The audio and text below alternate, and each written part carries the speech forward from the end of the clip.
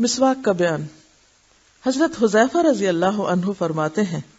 رسول اللہ صلی اللہ علیہ وسلم جب رات کو تہجد کے لیے اٹھتے تو مسواک فرماتے، گویا نیند سے اٹھنے کے فوراً بعد پہلا کام مسواک۔ حضرت ابن عباس رضی اللہ عنہ فرماتے ہیں نبی صلی اللہ علیہ وسلم رات کو ہر 2 رکعت کے بعد مسواک کرتے، یعنی صرف اٹھنے کے بعد ہی نہیں بلکہ 2 رکعت نماز پڑھ کے تہجد کی پھر مسواک کر لیتے، پھر 2 رکعت پڑھتے پھر مسواک کر لیتے، یعنی اتنی کثرت کے ساتھ آپ مسواک کیا کرتے تھے کیونکہ اس سے پوری نیند چلی جاتی، انسان دوبارہ سے فریش ہو جاتا ہے اور قرآن پڑھنے میں لطف بھی زیادہ آتا ہے جتنا آپ کا منہ زیادہ صاف ہوگا۔ سیدہ عائشہ رضی اللہ عنہا سے روایت ہے کہ رسول اللہ صلی اللہ علیہ وسلم نے فرمایا مسواک منہ کے لیے طہارت کا سبب اور اللہ کی رضامندی کا ذریعہ ہے۔ سیدہ ام سلمہ رضی اللہ عنہا سے روایت ہے کہ رسول اللہ صلی اللہ علیہ وسلم نے فرمایا جب بھی میرے پاس جبریل آتے تو مجھے مسواک کرنے کا حکم دیا کرتے تھے، مجھے خطرہ لاحق ہوا کہ میں اپنے منہ کی اگلی جانب نہ چھیل لوں، یعنی اس کثرت سے آپ مسواک کرتے تھے اور جبریل بھی آپ کو مسواک کرنے کا کہتے کہ مجھے یوں ڈر لگتا کہ جیسے اگلا حصہ چھل جائے گا۔ حضرت ابو ہریرہ رضی اللہ عنہ سے روایت ہے کہ رسول اللہ صلی اللہ علیہ وسلم نے فرمایا اگر میں اپنی امت کے لیے مشکل نہ جانتا تو اپنی امت کو عشاء کی نماز میں تاخیر کرنے اور ہر نماز سے پہلے مسواک کرنے کا حکم دیتا۔ تو اس سے بھی یہ بات پتہ چلتی ہے کہ مسواک کی جہاں بہت تاکید ہے وہاں مسواک کرنا پھر ایک مستحب عمل ہے، فرض یا واجب کے درجے میں نہیں ہے، اگرچہ تاکید بہت ہے۔ اور کیوں نہیں اس کو فرض قرار دیا گیا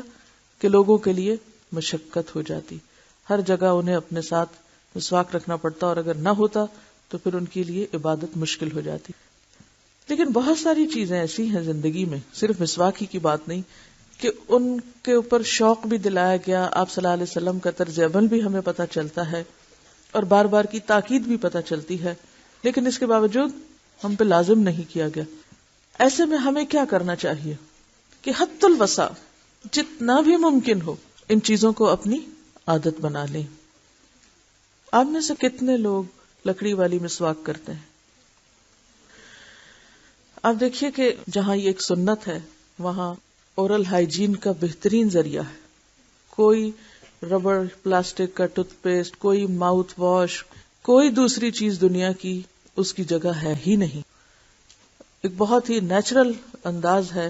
منہ کو صاف کرنے کا، اور آپ دیکھیں گے کہ اگر آپ واقعی اس کو روٹین میں کرتے ہیں تو جو آپ کا ڈینٹل ڈکے ہے اس کو آپ پریونٹ کر سکتے ہیں،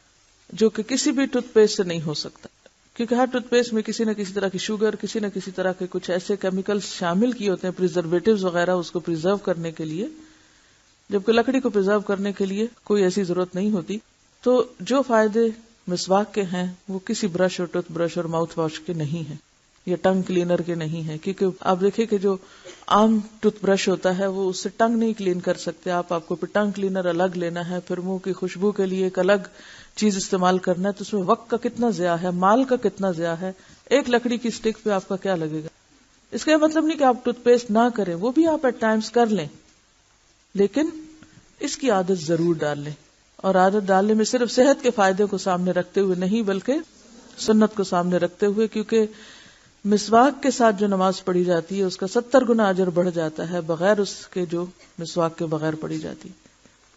اچھا، اب آپ دیکھیے کہ بات ہے عادت کی، بات ہے استعمال کے طریقے کی، کیونکہ میں نے بہت غور کیا کہ لوگ ایسا کیوں نہیں کر پاتے، تو اس کی ایک بڑی اہم وجہ یہ ہے کہ لوگوں کو استعمال کرنا نہیں آتا، یہ بہت بڑی رکاوٹ ہے، یا پھر یہ کہ اس کی اویلیبلٹی نہیں ہوتی۔ نمبر 2، دل بھی چاہتا ہے، نیت ہے، ارادہ ہے، لیکن ملتا نہیں، یا یہ نہیں پتا ہوتا کہ کون سا مسواک کیا فائدہ رکھتا ہے اور کون سا ہمیں سوٹ کرتا ہے جو ہم آسانی کے ساتھ کر سکتے ہیں۔ تو اس میں 2-3 کام ہمیں کرنے ہیں پریکٹیکلی۔ ایک تو یہ ہے کہ بالکل کوئی جھجک نہیں، کوئی شرم نہیں، کچھ نہیں، مسواک کرنے کا طریقہ سیکھنا ہے، کیونکہ بعض مسواک آسان ہوتے ہیں استعمال کرنے، جن میں زیتون کا یا نیم کا جو مسواک ہوتا ہے اٹس ویری ایزی، بہت جلدی اس کا آگے وہ برش بن جاتا ہے اور انسان بہت آسانی سے کرتا ہے۔ اسی طرح عام طور پہ جو پیلو کا مسواک ہے وہ بھی بہت فائدہ مند چیز ہے. نبی صلی اللہ علیہ وسلم حلق تک مسواک کیا کرتے تھے کہ ساری جو آپ کی علائشیں ہیں وہ آپ کی زبان یا ٹنگ کے پچھلے حصے پہ چلی جاتی ہیں, وہاں جم جاتی. تو جب آپ اس کو کلین کر دیتے ہیں تو آپ معدے کی بہت ساری امراض سے خود بخود نجات پا جاتے ہیں. اور حضرت عائشہ فرماتی ہے کہ آپ صلی اللہ علیہ وسلم جب مسواک کرتے تھے تو کی آواز آتی تھی, یعنی وہ اتنا آگے تک کرتے تھے کہ جیسے تھرو اپ کرنے لگے ہوں. اور آپ کو پتا ہے میں سب سے ہارڈسٹ مسواک یوز کرتی ہوں, اور وہ تمبر کی مسواک ہے. میں مری سے یا ابٹاباد سے خاص طور پر منگواتی ہوں. جو بھی کوئی وہاں سے آنے والا ہو تو میری ریکویسٹ ہوتی ہے. ابھی پچھلے دنوں میں کینیڈا گئی تھی, میں نے کینیڈا تک وہی مسواک مانگی کیونکہ مجھے اس کے علاوہ کسی اور میں لطف ہی نہیں آتا. وہ سب سے سخت مسواک ہے اور آخر تک وہ کڑوی رہتی ہے. بعض مسواک ہوتے ہیں نا شروع میں وہ نر ہوتے ہیں اور پھر اس کے بعد ختم ہو جاتے ہیں, لیکن جب سے میں نے وہ شروع کیا الحمدللہ دانتوں کو کوئی تکلیف نہیں ہوئی. کہ ہوتا ہے نا کہ کوئی درد یا کسی قسم کی کوئی کھچاؤ یا کچھ, الحمدللہ. حالانکہ اس سے پہلے کچھ نہ کچھ سلسلہ چلتا ہی رہتا تھا. سب سے پہلے نرم ترین مسواک اگر آپ شروع کریں گے تو آپ کے لیے بہت آسانی ہوگی اور آپ کو عادت پڑ جائے گی. ونس آپ یوز ٹو ہو جائیں گے تو پھر کسی بھی قسم کا مسواک آپ یوز کر سکیں گے.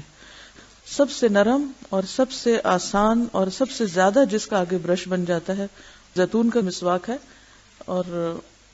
اس میں یہ ہے کہ اگر آپ اس کو تھوڑا سا بھی بھگو دیں پیچھے سے, سامنے سے نہیں پیچھے سے, تو چونکہ درخت کا حصہ ہے تو فوراً آگے تک اپنا اثر پہنچا دیتا ہے. اس کو اتنا زیادہ دیر نہیں آپ بھگوئیں کہ جس سے یہ بالکل ہی گل کے اتر جائے یا ٹوٹنے لگے, کیونکہ اگر آپ زیادہ بھگوئیں گے تو آپ کرنے لگیں گے اور یہ آپ کے ہاتھ میں ٹوٹنے لگ جائے گا مسواک. اور آپ یہ بھی کر سکتے ہیں کہ آپ اس کو تھوڑی دیر اگر اگلی سائڈ بھی 5 منٹ صرف بھگو دیں تو اس کے بعد آپ دانت سے چبانا شروع کریں. جب آپ چبانے لگیں گے تو اس سے آپ کے ویسے بھی دانتوں کی جو ہڈی ہے وہ مضبوط ہوگی. اور چباتے ہوئے آپ اگر یہ باہر کا چھلکا جو ہے اس کو تھوڑا سا دانت سے ہی چھیل دیں, چھری سے کسی اور چیز سے اس کو نہ چھیلیں کیونکہ یہ ویسے ہی بہت نرم ہے. اور اس کے بعد آپ اس کو دائیں بائیں کرنا شروع کریں, اور تھوڑی دیر کے بعد جب یہ نرم ہو جائے تو پھر نرم حصہ جو بالکل بالوں کی طرح نرم ہو جاتا ہے پھر اس کو آپ زبان پر استعمال کرنا شروع کریں. انشاءاللہ ایک دفعہ سلسلہ شروع ہو گیا تو پھر آپ اس کو چھوڑ نہیں پائیں گے. یعنی جو آپ کو طہارت و نظافت کا احساس ہوگا مسواک کے بعد وہ کسی بھی اور چیز کے ساتھ ہوتا ہی نہیں.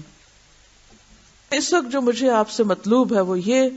کہ اپنے اوپر اس سنت کو لازم کر لیں, اور اس کورس میں جو تربیتی کورس ہے فوکسڈ رہیے کہ جو اس کورس کا مقصد ہے وہ پورا ہو. اس کورس کا مقصد یہ ہے کہ جن سنتوں سے ہم اب تک اعراض برتے ہوئے ان سنتوں کو اپنی عملی زندگی میں داخل کر لیں, کیونکہ یہ صرف علم کی کلاس نہیں ہے. اس میں کیا ہے, جو ہم نہیں کر رہے وہ کرتے چلے جانا ہے, جو لکھا ہوا سیدھا سیدھا مسواک کی عادت ڈال لیں تو انشاءاللہ العزیز